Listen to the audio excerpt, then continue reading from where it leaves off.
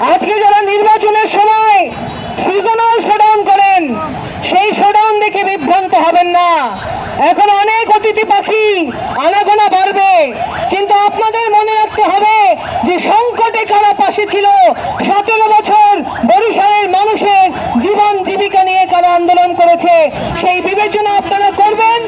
মই মার্কা জনতার মার্কা, মই মার্কা সমতার মার্কা, মই মার্কা শ্রমিকের মার্কা, মই মার্কা নারীদের মার্কা, মই মার্কা সাধারণ খেটে খাওয়া মানুষের মার্কা, মই মার্কা সততার মার্কা, মই মার্কা পরিবর্তনের মার্কা।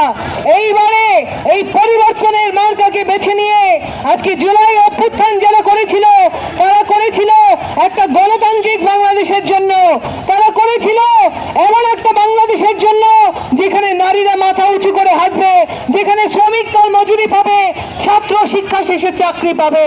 এই রকম বাংলাদেশের জন্য জুলাই অভ্যুত্থান হয়েছিল।